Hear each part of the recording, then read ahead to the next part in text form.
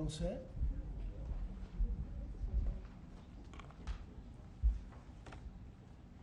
How are you? Thank you very much for being with us. It's a good time for this country, whether you have the hottest country anywhere in the world. I think you're hearing it from a lot of people, not just from me. We're doing very well in so many ways. And the gentleman on my right, we recruited him. We tried to get the best person. We got a man that you'll hear in a second has done an amazing job with respect to Social Security. He's running it, and he's running it like nobody ever even dreamt possible. And it's the 90th anniversary right now of Social Security. So today we celebrate that 90th anniversary of one of the most significant pieces of legislation ever signed into law, the Social Security Act of 1935, and we're going to make it stronger, bigger and better. Really doing a job. In the campaign, I made a sacred pledge to our seniors that I would always protect Social Security, and under this administration, we're keeping that promise and strengthening Social Security for generations to come. You keep hearing stories that in 6 years, 7 years, Social Security will be gone, and it will be if the Democrats ever get involved, because they don't know what they're doing. But it's going to be around a long time with us. Very much, you'll be surprised to hear some of the numbers. I'm delighted to be joined by the Commissioner of the Social Security Administration, Frank Bisignano. Oh, in the world of business, in fact, I wrote some of the little things down that he's had an amazing, he was Chief Operating Officer of JP Morgan Chase. He worked for Jamie Dimon, and Jamie Dimon said that he was amazing. So think of that, Chief Operating Officer, JP Morgan Chase, had a storied career. Then he went to First Data. For those in the business, you'd know it's the largest payment company anywhere in the world. And worked for Henry Kravis, and it was in big trouble. He took it over as CEO. He made it incredible. They merged with Fiserv, and he became CEO of that, and that became extremely successful. That was in Milwaukee. I guess they have the Milwaukee Arena, and where we had some good success and some good speeches. But he's a really legendary guy, and he wanted to do this. I mean, he just wanted to straighten out Social Security because he loves our country. And what he's done in a few months is amazing. Almost 60 million American seniors rely on Social Security for peace of mind and a life of dignity in retirement. These Americans paid into the system, and they deserve leaders in Washington who are going to protect the benefits they've had and protect Social Security. Under Biden, Social Security went down like nobody's ever seen. It deteriorated. There's never been anything like it. The 4 years of Biden were very, very destructive. It couldn't have gone on much longer. Social Security was going to be destroyed. It was being destroyed. The average call wait time reached an all-time high of more than 42 minutes. Field office wait times were at 32 minutes, which is unheard of, and the disability claims backlog was the longest ever in recorded history. In other words, it was run just like the country was run. It was run really badly. But I'm pleased to report that under our leadership, and Frank in particular, the changes he's made and what he's done is sort of a miracle. Sort of like what happened with the country as a whole. Field office wait times are now down 30% since last year, and it looks like it's going to a total record number. And the record was set in a long time ago when the world was a lot different place. We're going to beat that record. Call wait times are down 73% while serving twice as many customers per day. The disability claims backlog is down 26%, and seniors now have 24/7 online access to their accounts, which they never had before, whereas under Biden, the website was down 29 hours a week for maintenance purposes. It was essentially not open very much. They were always maintaining it, but they didn't know what the hell they were doing. They had a person running that had no idea what they were doing. Among my very first acts was to order all government employees to return to the office or be removed from the job, which means our Social Security offices are now open for full business hours 5 days a week.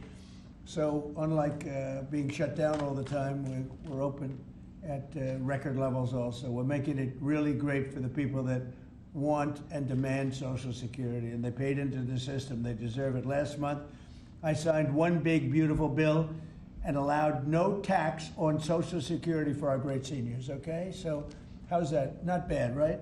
No tax on Social Security for our seniors. And to protect our benefits, we've already kicked nearly 275,000 illegal aliens off of the Social Security system. These are people, many of them have already left the country, and yet we were sending them checks all the time. And 275,000, and that number is now even larger than that, Frank. It's an unbelievable job. And what that's doing is making the system strong. It's making it strong. Biden never kicked anybody off. Everybody joined. And we're carrying out historic deportations to remove many more illegals committing Social Security fraud. It's the Social Security fraud that was taking place at levels that nobody's ever seen.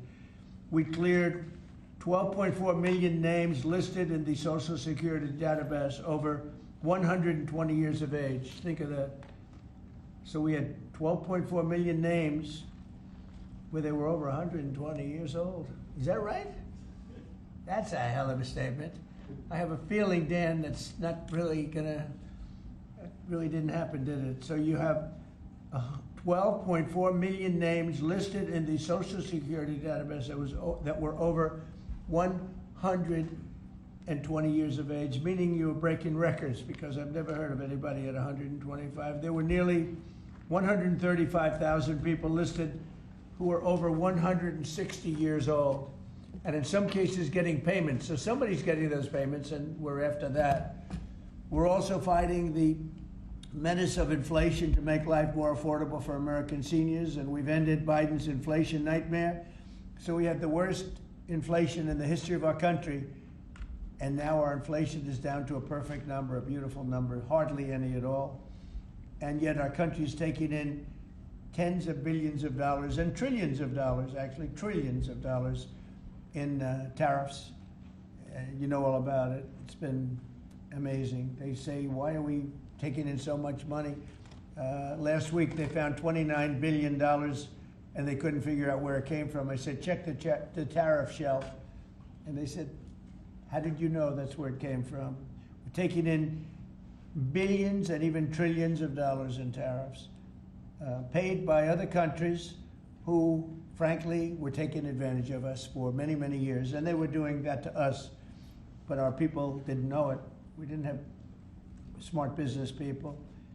We've ended Biden's inflation nightmare and came in below expectations, and yet, again, this past month, we set records. Gasoline prices are way down, and really dramatically, as everybody knows, and energy prices have been going down, other than in certain states where you have Democrat-run states where they put windmills all over the place. Anytime you see a windmill, you'll say, well, they have bad energy costs, and it's happening in New Jersey. I saw that there's a revolution going on in New Jersey. They closed up a nuclear power plant, and they're raising electricity rates by 21, 22, and 28%, something like that.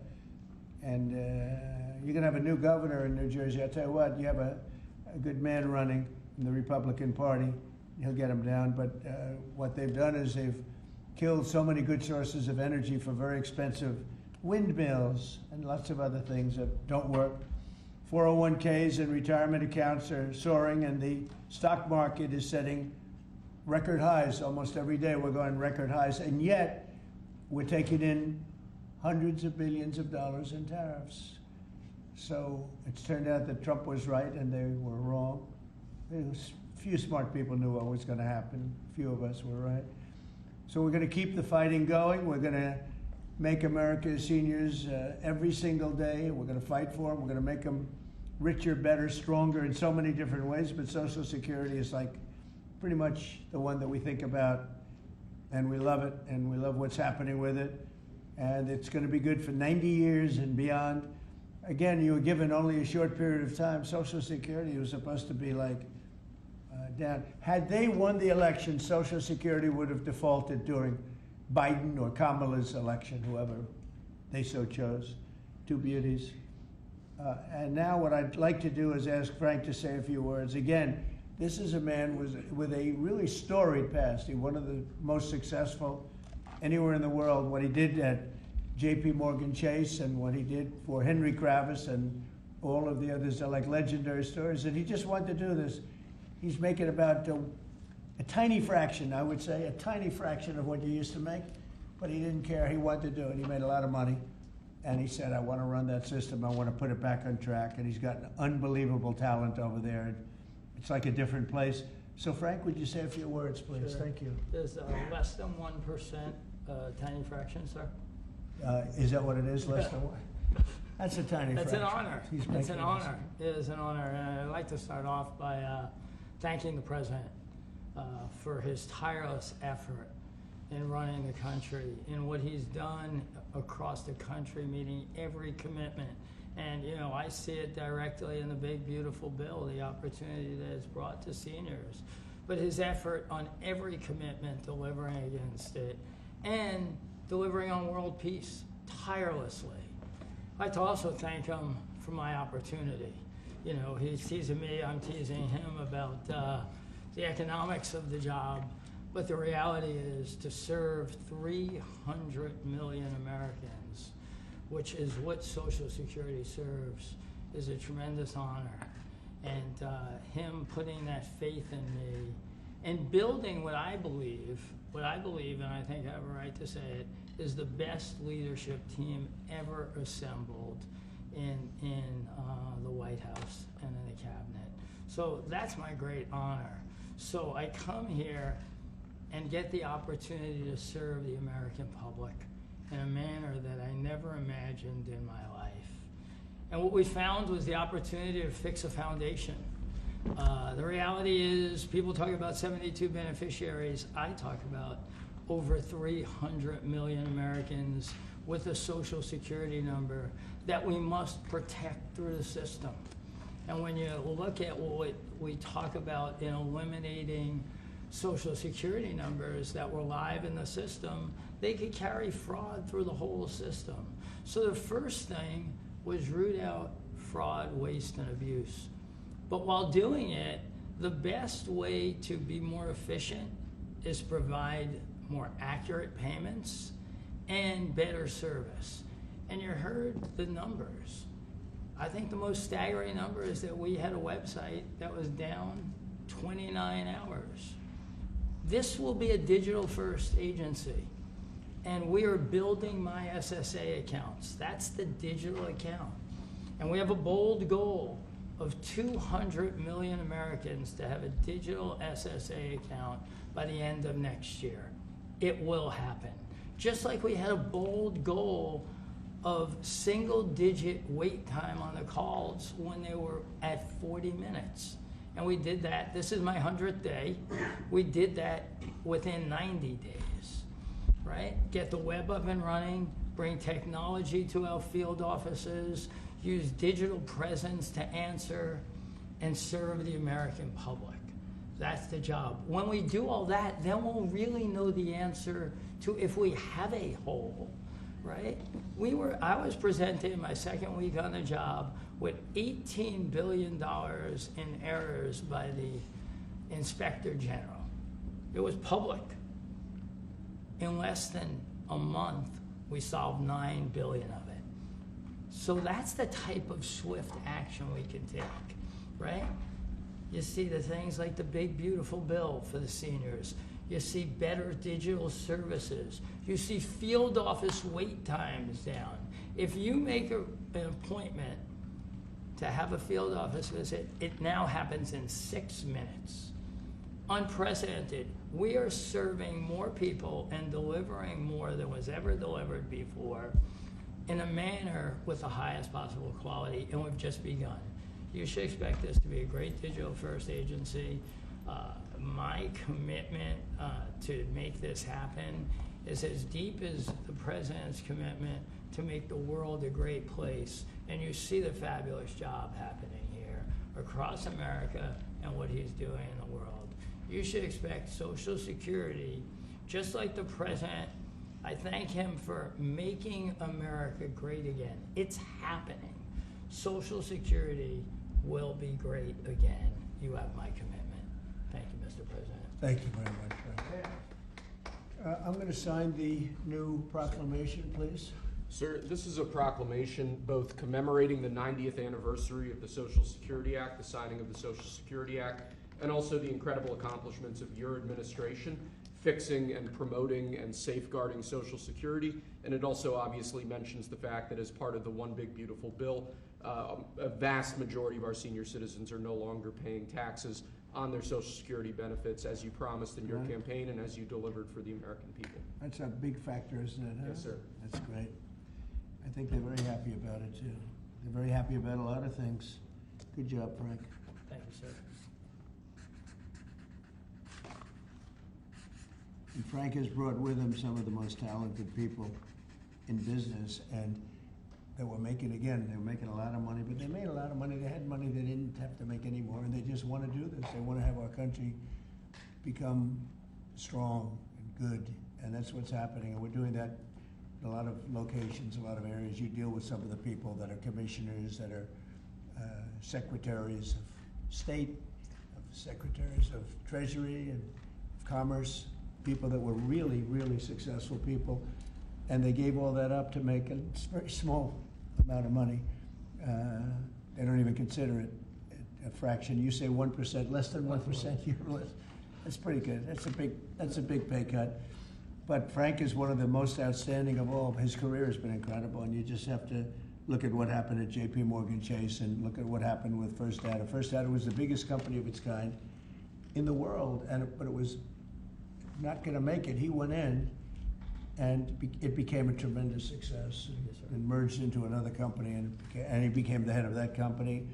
Then he said, let me go save Social Security, because as big as that stuff is, it's small potatoes compared in terms of numbers, right? In terms of numbers, these are big numbers. Government numbers are big numbers. So I want to thank everybody for being here, but I'm really proud of you, Frank. And here's your proclamation, and let's take a look at what that looks like. Signed by the human hand. For a change. That's good, right? Do you have any questions for Frank? How about questions for Frank? Mr. President. For Frank? Mr. President? Yes, on Social Security. Please. First and foremost, this was a major campaign promise that you had. 2023, it was one of the first Agenda 47s that you put out. It was titled, We Must Protect Medicare and Social Security. Why was this important for both of you to get done, and given the fact that it'll impact millions of lives? Well, it was very important to me because I knew how Social Security, I've been hearing about it for years, long before I came to office, that it was really going to die very shortly, and I had to put somebody outstanding in. And I was talking to him on a business sense once, and I said, this guy's amazing. And he said, I'd love to help you with Social Security, because it's sort of what he does. He takes troubled entities and turns them around, and he did some of the biggest messes in the world, and Social Security in a certain way, I guess, you reported it all the time. In 4 or 5 years, it's going to go bust, but not anymore, it's not. And he's got it turned around so well. The proclamation helps. All of the things we've done help. And he's finding such tremendous fraud where we have illegal aliens. We have people that don't even exist on Social Security now. They don't exist. And what it does, it makes it totally secure and powerful for the people that are on it and need it. And we're very proud of the job he's done, one of the best. Kara Castro from WLUK-TV. How are you today, sir? Democrats like Bernie Sanders and Elizabeth Warren continue to peddle the lie and the claim that you're trying to cut Social Security, despite your repeated promises to protect it. Why do you think they keep pushing this misinformation and literally terrorizing the elderly in America that sadly keep watching the very misleading mainstream media? I love your question. I should have called you almost first, but I love his questions also, always. But it's such a good question. It's so vicious what they do. Elizabeth Warren said she was an Indian. We call her Pocahontas. She's a liar. She lied her whole career. Based on the fact that she was an Indian, she was able to get into certain colleges, get certain jobs, get into certain universities to work there. She's a liar and a mean person. She's a nut job. I watched her the other night. She's all hopped up endorsing a communist in New York City. And she was all excited and jumping up and down. She's got to take a drug test. She really does. She's got to take a drug test. There's no way somebody can act that way and be normal. What she's done to our financial institutions, she destroys people. You know that you had a lot of great banks in the Midwest and banks that loaned to farmers and others, and they went out of business. She put them out of business. Stone cold mean. Banks that were open 150 years, family banks that supplied the farmers and manufacturers and others, and she put them out of business. She's a mean, horrible human being. Bernie Sanders is Bernie Sanders. I don't mind him so much. He's just a liberal guy, very liberal guy. He's a wacky guy. He's still sharp. I got to tell you, you know, he's 86 or 87 or something. He's still sharp. You compare that to Joe Biden, it's, you know, sort of what happened. So I don't mind Bernie Sanders. With him, you know what you're getting. You're getting a guy, he's a nasty guy, but he's somebody that, I don't know if I call it a fastball, but he's able to throw the ball pretty well. He's okay. I watched him the other day. He was totally on the opposite side of things. I will say this, the biggest issue right now, and an issue that's really taken hold, is crime, stopping crime in the cities, and the Democrats are fighting the stopping of crime. So I think that's like men playing in women's sports is okay, or transgender for everybody, okay. But this is a bigger issue. This is the biggest of all issues. Crime is rampant in D.C. It's rampant in our generally blue-run cities, and they've got to do something about it, or they're never going to win another election. And instead of calling me a dictator, they like to say Trump's a dictator. Trump's a dictator. Well, I had calls from many, many friends, including Democrats. I have a lot of Democrat friends, but they're normal people. And they were thanking me so much for what I'm doing in D.C. They feel so safe already.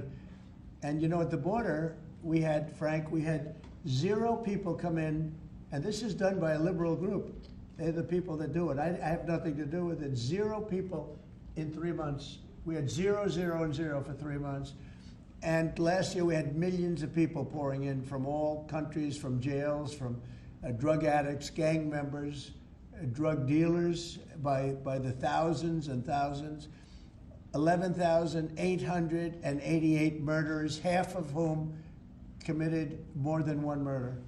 They flowed into our country, and for the last 3 months we had none. And I didn't get, remember when Joe Biden used to always go, I need legislation, I had no legislation. I just said we're closing the borders, and the whole world understood it because they respect your country again. They really respect this country again. They didn't respect it. When he said it, it didn't mean anything. But now they know it meant a lot. And Mexico does what we tell them to do, and Canada does what we tell them to do, because we had the 2 borders. We have the northern border, the southern border, and they were both horrible. But now it's some people say it's a miracle. Well, what Frank has done with Social Security also is something very special. But what we're doing with crime, which will be your next question, I guess, that's because everyone's they're afraid.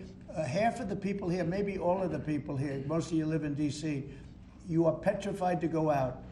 And you're liberal, and if you're liberal, you're going to have to change. You're Democrats, you're going to have to change your ways. So we will have crime under control very shortly in D.C., but they're record numbers. And sadly, what I guess the mayor did, but whoever it was, they asked the numbers to be fudged so that it would show less crime than the fact. The fact is, it's worse than it's ever been, and we will have it just like we did at the border, where the borders are totally in great shape right now, the best ever, record-setting shape. We'll have the crime situation solved in D.C. very soon. And we're also going to beautify the city. We have a beautiful city, but you can't have graffiti, and you can't have roads with potholes, and you can't have the medians, the dividers in the roads falling down on the street. We're going to be beautifying the city, making it really beautiful. We're going to be getting the criminals the hell out of here. We don't want the criminals in Washington, D.C. Mr. President, one on your Putin meeting and then one on D.C. crime. Are you prepared to offer Vladimir Putin access to rare minerals to incentivize him to end the war? We're going to see what happens with our meeting. We have a big meeting. It's going to be, I think, very important for Russia, and it's going to be very important for us, and important for us only that we're going to save a lot of lives. Look, we have, we're not paying any money, as you know, to Ukraine. We're supplying equipment. We're being paid 100% plus for that equipment. by NATO. And I got NATO up from 2% to 5% of GDP. They now have billions of dollars.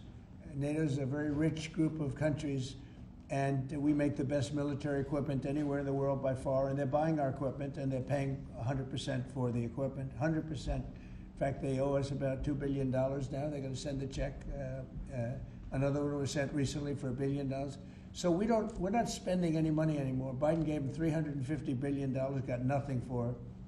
And if you look, and by the way, we also signed a rare earth deal where we get, years of rare earth to get our money back, the money we spent. But what I'm really doing this for is to save thousands of soldiers a week. You have Russian soldiers, you have Ukrainian soldiers, and then you'll have missiles dropped into various cities and towns in Ukraine. And they're losing last week they lost 7,251 people, mostly soldiers, Russian and Ukrainian soldiers. I'm doing it for that reason. We have a meeting with President Putin tomorrow. I think it's going to be a good meeting, but the more important meeting will be the second meeting that we're having. We're going to have a meeting with President Putin, President Zelensky, myself, and maybe we'll bring some of the European leaders along, maybe not. I don't know that it's going to be very important. We're going to see what happens. And I think President Putin will make peace. I think President Zelensky will make peace. We'll see if they can get along. And if they can, it'll be great. I've solved 6 wars in the last 6 months, a little more than 6 months now, and I'm very proud of it. I thought the easiest one would be this one. It's actually the most difficult. We had one war raging, as you know, for 37 years. One in the Congo with Rwanda was raging for 31 years. We solved 6 of them, made peace, not just solved them, we made peace. If you look at Pakistan and India, planes were being knocked out of the air. 6 or 7 planes came down. They were ready to go. Maybe nuclear, we solved that. I thought this would be maybe an easier one. It never made sense, this war. It would have never happened when I was president. If I were president, this war would have never happened. But millions of people have been killed. And I'm there for one reason, to see if I can solve. This was Biden's war. This isn't my war. I want to see if I can stop the killing. Yeah. But rare earths, do you plan to offer him access to that at all? We have great rare earth. We made that as payment for all of the money that we've spent so foolishly in Ukraine. We spent $350 billion. Now Europe spent $1 billion. That's a lot of money. They spent $100 billion. That's a lot of money, but we shouldn't be spending a lot more money than them, and they understand that. And I think that's maybe why we're not spending money anymore. We're not spending any money. They're paying us for everything. So people are shocked when they hear it. They don't even understand. They don't even write about it. But we're not spending money, but we are spending a lot of time trying to get the war solved. If we can get the war solved, we'll be very happy. As far as rare earth, that's very unimportant relative to, I'm trying to save lives. And on DC crime, sir, on DC crime.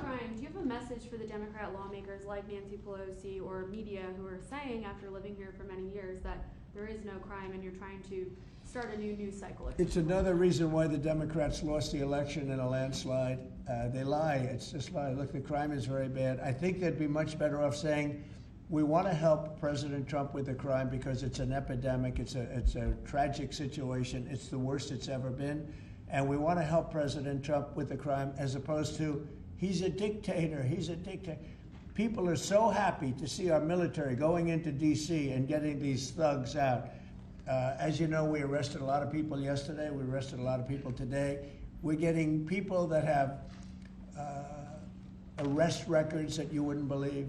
28 arrests, 15 arrests, brutal, brutal people. And we're going to have to do something about this cashless bail, because people shoot somebody, they kill somebody, and they're out on the street in less than an hour. Now, that's when it's all started, in New York, in Chicago, Los Angeles. You take a look. If we didn't go to Los Angeles to help this incompetent governor and a mayor that doesn't know what the hell she's doing, if we didn't go to Los Angeles, you wouldn't have a big part of it burned down. The other part of it would have burned down too. You would have not had, I don't think you would have been able to have the Olympics. We have the Olympics. I have a lot at stake with that because I'm the one that got the Olympics. I got it in my first term.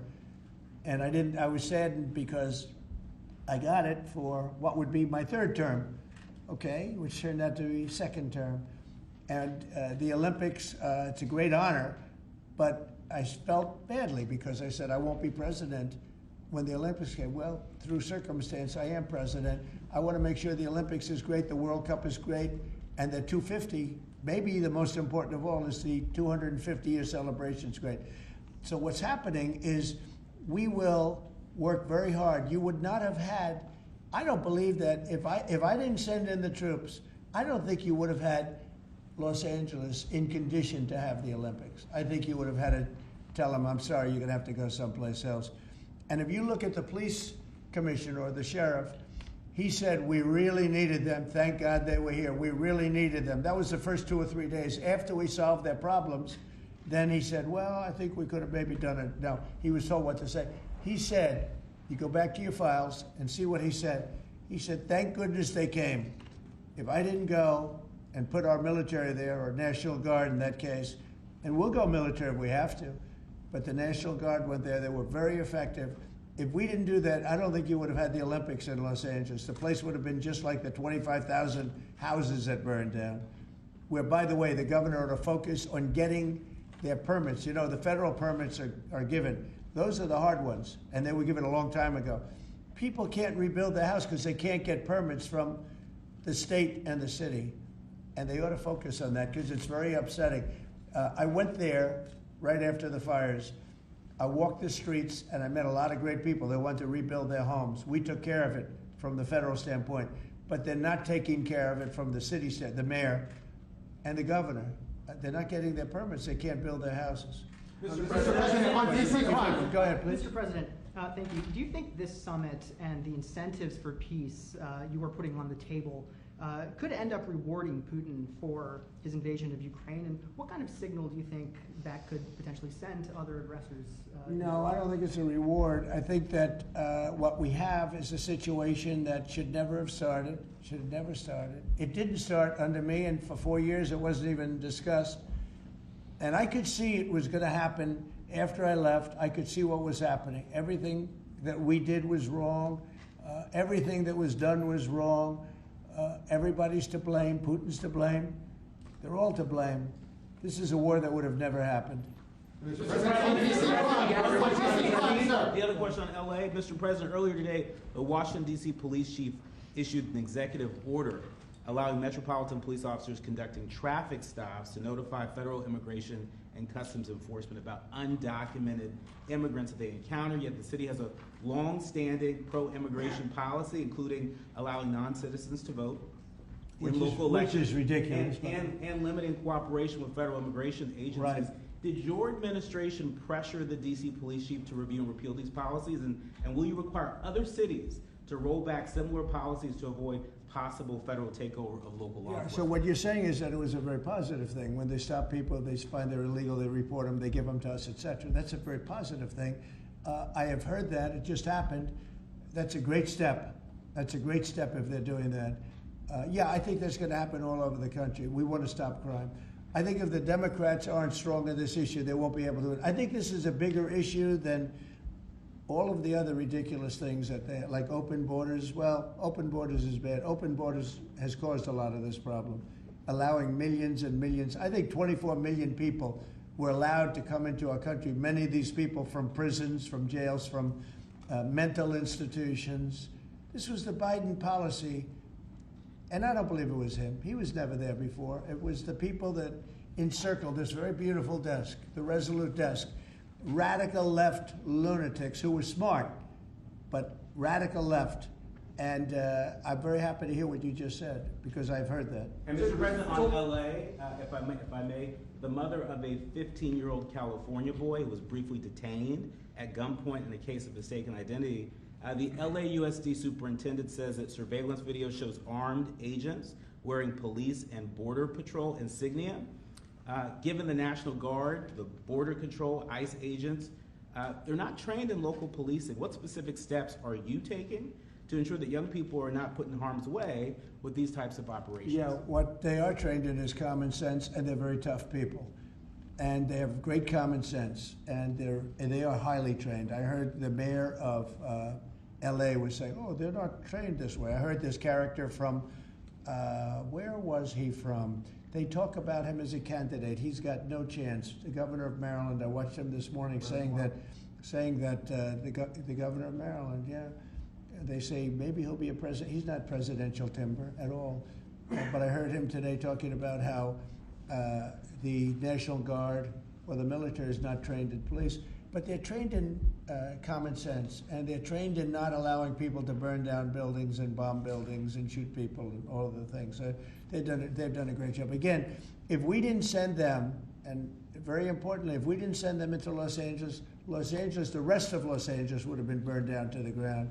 When you look at Minnesota, Minneapolis, I sent them into Minneapolis because the governor wouldn't make the call. If I didn't do that, you wouldn't have a Minneapolis. It wouldn't be, I don't think it would be existent today. You remember the famous scene burning over the CNN anchor's shoulder. He said, everything seems to be very peaceful. And behind him, the whole city's burning down. So you had the whack job governor who ran for vice president and made a fool out of himself. You would have had, I saved that city, I'll tell you, I saved that city.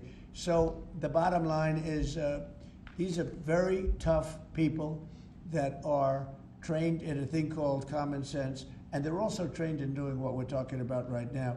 And you watch crime stop, but you wouldn't have Los Angeles, it wouldn't be existent today. We would have had to cancel the Olympics if I let that go on. Mr. President, will you pressure Israel to allow journalists into Gaza to cover the humanitarian efforts the U.S. is pursuing? And I'd like to see that happen, sure. Would you pressure? I would like to see it happen. I would be very fine with journalists going in. It's a very dangerous position to be in, if you're, as you know, if you're a journalist. But I would like to see it. And on tariffs, Brazil, Mexico, and Latin America are getting closer to China. And they say it's partly because of the tariffs you're imposing those countries. Are you concerned them getting closer to China? No, not at all. I'm not concerned at all. They can do what they want. None of them are doing very well. And what we're doing in terms of economics, we're blowing everyone away, including China. We're doing better than any other country in the world right now. Brazil has been a horrible trading partner in terms of tariffs. As you know, they charge us tremendous tariffs, far, far more than we were charging them. We weren't charging anything, essentially. And Brazil has some very bad laws happening where they took a president and they put him in jail, or they're trying to jail him. And I happen to know the man, and I will tell you, I'm pretty good at people. I think he's an honest man. I think what they've done, this is really a political execution that they're trying to do with Bolsonaro. I think that's terrible. But they also treated us very badly as trading partners for many, many years. One of the worst countries on earth for that. They charged tremendous tariffs, and they made it very difficult to do anything. So now they're being charged 50% tariffs, and they're not happy, but that's the way it goes. Mr. President, on DC crime, sir, on DC crime, are you concerned at all that some federal officers that are helping DC police might be being pulled away from other high priority assignments? Like what? Like what? Terrorism, for example. Oh, really? Terrorism? They'll stop terrorism as part of what they're doing right now. No. The soldiers that we have, first of all, we have plenty of them, long beyond what that you have here. We're just using a very small force. You know, in Washington, D.C., they have thousands of police.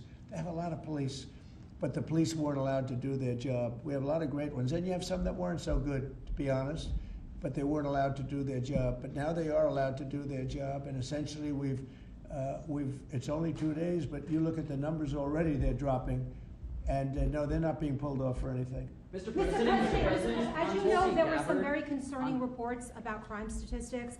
Police are manipulating crime data to downplay crime in D.C. Will the administration release its own crime statistics to counter their misinformation? And will those individuals who are intentionally misrepresenting crime data and fudging the books, like you said, be penalized for endangering the public? They are under investigation right now.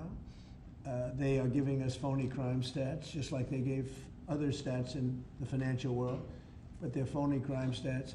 And Washington, D.C. is at its worst point, and it will soon be at its best point. You're gonna have a very safe, you're gonna have a crime-free city. I mean, I say that.